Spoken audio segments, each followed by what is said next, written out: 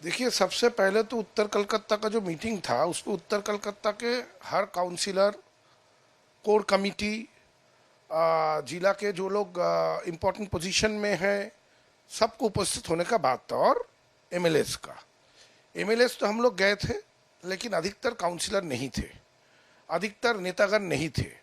जो उत्तर कलकत्ता का मीटिंग में अंदर बैठने की जगह नहीं होती थी, बाहर लोगों को खड़ा होना पड़ता था, वहां पे चेयर खाली था, लोग नहीं थे। तो इससे तो साफ जाहिर हो रहा है कि कहीं ना कहीं हम सबका मनोबल टूट रहा है। ये मनोबल जो टूट रहा है, इसको रोकने की आवश्यकता है। और ये संभव तभी होगा जब उच्चतर नेतृत्व इसको एड्रेस करेंगे। ऐसे छोड़ देने से नहीं होगा। एक इंस्ट्रक्शन आप दे रहे हैं कि सब अपने अपने एरिया में जाओ। अभी तो सबसे बड़ा बात है कर्मी लोग का मनोबल को पकड़ के रखना। चारों तरफ जैसे हो रहा है, जो भी न्यूज आ रही है, इस पे तो कर्मी जो है उनका मनोबल ठीक नहीं रह सकता है। डिसीजन लोकल स्तर पे नहीं हो सकता है, डिसीजन हायर लेवल पे हो सकता है। जो उच्चतर नेतृत्व है उनको डिसीजन लेना पड़ेगा, एक रूपरेखा बनाना पड़ेगा, जिस रूपरेखा में पूरा दल चलने की कोशिश करे। ये बहुत जरूरी है। ये उनका व्यक्तिगत बात है कि क्यों वो लोग मीडिया के सामने नहीं आ रहे हैं, लेकिन दल का जो वर्तमान परिस्थिति है, ये परिस्थिति अच्छा नहीं है। दल इस तरीके से नहीं चल सकता है। और ऐसे जब भी कोई क्राइसिस पीरियड आता है, तब जो नेतृत्व है उनको सामने आके लीडरशिप देके दल को बचाने का, दल ठीक दिशा में जा पाए, दल में जो लोग हैं अभी भी वो लोग का मनोबल ठीक रहे, ये कोशिश होनी चाहिए। जो नहीं हुआ, उसके ऊपर फलता का जो रिजल्ट हुआ उस पर मनोबल और टूटा। क्योंकि यही फलता में डायमंड हार्बर मॉडल में हम लोग देखे थे कि फलता में ही लाखों के ऊपर वोट में 2 साल पहले जो चुनाव हुआ था उस पर तृणमूल लीड लिया था। आज वहां पे तृणमूल को 5,000 ना 7,000 वोट मिलता है। तो इसका कारण तो समझना पड़ेगा कि क्यों, कैसे, क्यों ये हो रहा है, ऐसा दुर्दशा क्यों हुआ। वहां पे जो जहांगीर के नाम पे वहां पे सब कोई काम करता था, इतना उनका नाम था, वो जहांगीर चुनाव से पहले हट गया, पुष्पा झुक गया। इसका क्या प्रभाव नहीं पड़ रहा है? सिर्फ फलता बात नहीं है, फलता का प्रभाव पूरा पश्चिम बंगाल में गिर रहा है, हर केंद्र में गिर रहा है। जीता हुआ केंद्र में भी गिर रहा है और हारा हुआ केंद्र में तो गिर ही रहा है। यही वर्तमान परिस्थिति है। काउंसलर्स लोग के भी मनोबल टूट रहा है। वो लोग देख रहे हैं कि अभी इस सिचुएशन में जहां पे दल सरकार में नहीं है, तो वहां पे दल के तरफ से जो क्लियर डायरेक्शन होना चाहिए या फिर एक दल कोई दिशा दिखाना चाहिए, वो नहीं मिल पा रहा है। तो काउंसलर अपने एरिया में और काम नहीं कर पाएंगे, कोई डायरेक्शन नहीं मिलेगा, तो बेचारे क्या करेंगे? उनसे तो उनके लोग पूछ रहे होंगे अपने एरिया में कि आप काम करना चाहिए, आप क्यों नहीं कर पा रहे हो? जवाब जब नहीं है तब इस्तीफा ही दे रहे हैं। तो ये सिलसिला अगर चलता रहा तो क्या होगा किसी को नहीं पता। दल का भविष्य और अनिश्चित हो जाएगा, ये तो साफ दिख रहा है। काकोली घोष दोस्ती तो बहुत पुरानी है, तृणमूल कांग्रेस के एकदम शुरू से वो है। एमपी बनी है, अपनी एरिया में अच्छा काम भी करती है। आईपैक के विषय में सब कोई बोल रहा है, क्योंकि देखिए बहुत लोग ऐसे थे जो शुरू से है तृणमूल से पहले कांग्रेस में थे, इतने दिन का राजनीतिक अभिज्ञता है उन लोगों का, एक्सपीरियंस है।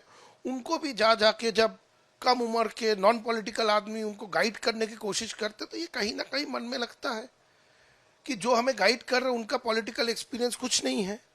कोई भी एजेंसी का काम होना चाहिए दल को रिसर्च करके रिपोर्ट देना, इंडिपेंडेंट रिसर्च करके, या फिर कोई कैंपेन लेना। कोई एजेंसी पॉलिटिकल मैटर में नहीं घुस सकता। पॉलिटिक्स पॉलिटिकल इंसान ही कर सकेगा, कोई एजेंसी नहीं कर पाएगा। तो ये प्रॉब्लम इन सबों को हुआ है। अब सबों को हुआ है तो आज मौका मिल रहा है तो बोल पा रहे, तब मौका नहीं था इसलिए बोल नहीं पाए। हम लोग के लेवल में तो बात करने की गुंजाइश ही नहीं था, लेकिन जो एमपीज थे, बहुत सीनियर लीडर्स थे, अब वो लोग भी यही बोल रहे हैं कि वो लोग बात नहीं कर पाए थे। बहुत बार बहुत सारे इश्यूज जो सामने लाना चाह रहे थे, जो डिस्कशन करने से शायद आज ये दुर्गति दल का नहीं होता, वो तब नहीं बोल पाए। ये मैं भी टीवी में सुन रहा हूँ, देख रहा हूँ। अब कोई बना के तो नहीं बोलेगा, वर्तमान परिस्थिति के ऊपर खड़े होकर आज बोल पा रहे हैं तो जो हुआ है, जिसके कारण आज ये पराजय का सामना करना पड़ा है दल को, शायद यही होगा। वो दल की सबसे सुप्रीम नेत्री है, उनका सोच लेके वो चल रही है, लेकिन वास्तव ये है कि हम लोग सरकार में नहीं है और भाजपा ने बंगाल में सरकार बना चुका है, ये वास्तव है। अब ये वास्तव के ऊपर खड़े होके ही चलना पड़ेगा। वो बोल रही है, बिल्कुल वो बोल सकती है, सुप्रीम लीडर है, बहुत दिन से बंगाल को नेतृत्व देते हुए आई है, तृणमूल कांग्रेस को अकेले खड़ी की है, वो अपने दम पे खड़े किया है, लोगों ने समर्थन दिया है। लेकिन 2026 के चुनाव भाजपा ने सरकार बनाया, तृणमूल कांग्रेस ने सरकार नहीं बना पाया। देखिए, प्रशासनिक मीटिंग में एमपी, विधायकगण ये लोग जाएंगे, यही तो नॉर्मल है, क्योंकि प्रशासनिक मीटिंग तो पार्टी का मीटिंग नहीं है। वहां पे आप अगर नहीं जाइएगा तो आपके विधानसभा क्षेत्र में, आपके पार्लियामेंट क्षेत्र में आप काम कैसे कीजिएगा? आपको तो सरकार के साथ मिलके, सरकार का हेल्प लेके ही काम करना पड़ेगा। तो प्रशासनिक मीटिंग में जाना, मुझे लगता है ये बहुत अच्छा जेस्चर है। वो लोग भी बुला रहे हैं और एमपी, एमएलए, जनप्रतिनिधिगण जा रहे हैं। ये कल्चर होना चाहिए और ये कल्चर अगर बरकरार रहा तो कोई भी दल से जीता हो, अपना एरिया का उन्नयन कर पाएंगे। ऐसे तो अभी एंटी डिफेक्शन लॉ है, जिसपे आप चाहते ही स्विच नहीं कर पाएंगे, तो इसको ऐसे क्यों देखा जा रहा है? काम करने के लिए सभी को काम करना है। जिनको जो वोट देके जिताया है, उनका ये जिम्मेवारी बनता है कि वो अपने एरिया में काम करे, अपने क्षेत्र में काम करे। तो काम करने के लिए प्रशासनिक मीटिंग में जा रहे हैं लोग, जो मुझे लगता है जाना चाहिए। मैं फिर से दोहरा रहा हूँ कि ये कल्चर जो शुरू हुआ, अगर ये बरकरार रहे तो बंगाल में ओवरऑल एक बढ़िया डेवलपमेंट होगा। देखिए, सबसे पहले तो उत्तर कलकत्ता का जो मीटिंग था, उसमें उत्तर कलकत्ता के हर काउंसिलर, कोर कमेटी, जिला के जो लोग इम्पोर्टेंट पोजीशन में हैं, सबको उपस्थित होने का बात था। और एमएलएस तो हम लोग गए थे, लेकिन अधिकतर काउंसिलर नहीं थे, अधिकतर नेतागण नहीं थे। जो उत्तर कलकत्ता का मीटिंग में अंदर बैठने की जगह नहीं होती थी, बाहर लोगों को खड़ा होना पड़ता था, वहां पे चेयर खाली था, लोग नहीं थे। तो इससे तो साफ जाहिर हो रहा है कि कहीं ना कहीं हम सबका मनोबल टूट रहा है। ये मनोबल जो टूट रहा है, इसको रोकने की आवश्यकता है, और ये संभव तभी होगा जब उच्चतर नेतृत्व इसको एड्रेस करेंगे। ऐसे छोड़ देने से नहीं होगा।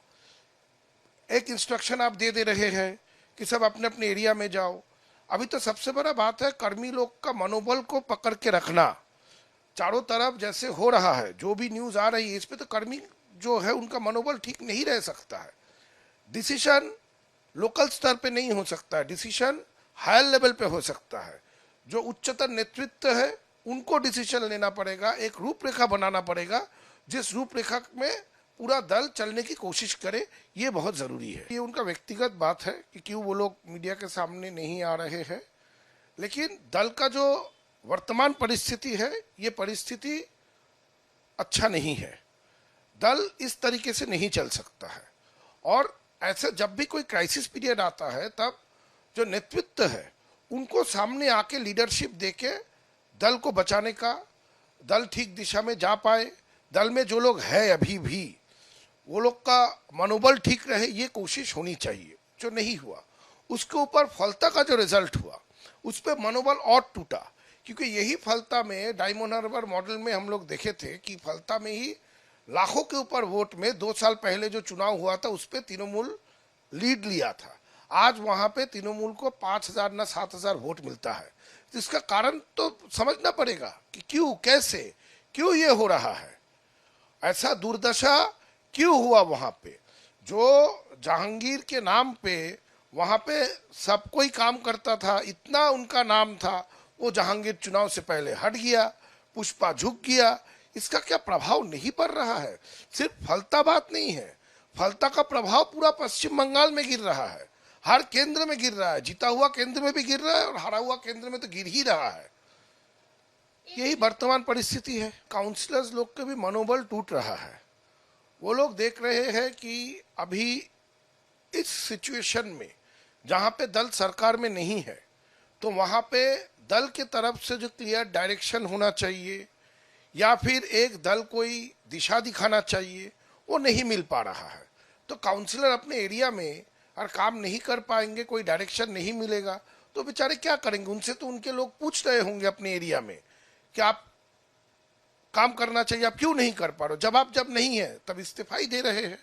तो ये सिलसिला अगर चलता रहा तो क्या होगा किसी को नहीं पता। दल का भविष्य और अनिश्चित हो जाएगा, ये तो साफ दिख रहा है। काकोली घोष दोस्ती तो बहुत पुरानी है, तृणमूल कांग्रेस के एकदम शुरू से वो है। एमपी बनी है, अपनी एरिया में अच्छा काम भी करती है। आईपैक के विषय में सब कोई बोल रहा है, क्योंकि देखिए बहुत लोग ऐसे थे जो शुरू से है तृणमूल से पहले कांग्रेस में थे, इतने दिन का राजनीतिक अभिज्ञता है उन लोगों का, एक्सपीरियंस है। उनको भी जाके जब कम उम्र के नॉन पॉलिटिकल आदमी उनको गाइड करने की कोशिश करते, तो ये कहीं ना कहीं मन में लगता है कि जो हमें गाइड कर रहे हैं उनका पॉलिटिकल एक्सपीरियंस कुछ नहीं है।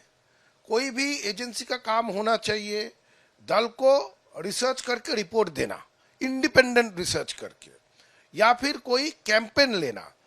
कोई एजेंसी पॉलिटिकल मैटर में नहीं घुस सकता। पॉलिटिकल इंसान ही कर सकेगा, कोई एजेंसी नहीं कर पाएगा। तो ये प्रॉब्लम इन सबों को हुआ है। अब सबों को हुआ है तो आज मौका मिल रहा है तो बोल पा रहे, तब मौका नहीं था इसलिए बोल नहीं पाए। हम लोग के लेवल में तो बात करने की गुंजाइश ही नहीं था, लेकिन जो एमपीज थे, बहुत सीनियर लीडर्स थे, अब वो लोग भी यही बोल रहे हैं कि वो लोग बात नहीं कर पाए थे। बहुत बार बहुत सारे इश्यूज जो सामने लाना चाह रहे थे, जो डिस्कशन करने से शायद आज ये दुर्गति दल का नहीं होता, वो तब नहीं बोल पाए। ये मैं भी टीवी में सुन रहा हूँ, देख रहा हूँ। अब कोई बना के तो नहीं बोलेगा, वर्तमान परिस्थिति के ऊपर खड़े होकर आज बोल पा रहे हैं।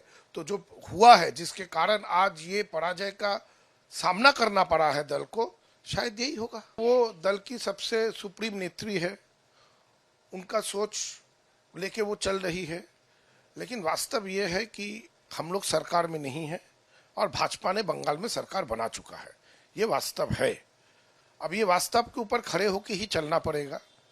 वो बोल रही है, बिल्कुल वो बोल सकती है, सुप्रीम लीडर है, बहुत दिन से बंगाल को नेतृत्व देते हुए आई है, तृणमूल कांग्रेस को अकेले खड़ी की है, वो अपने दम पे खड़े किया है, लोगों ने समर्थन दिया है।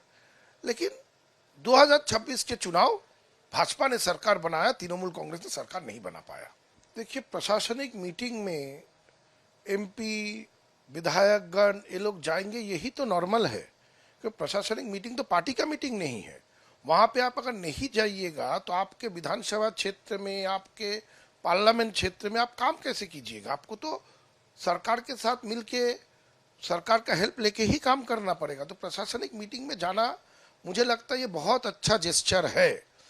वो लोग भी बुला रहे हैं और एमपी एमएलए जनप्रतिनिधिगण जा रहे हैं।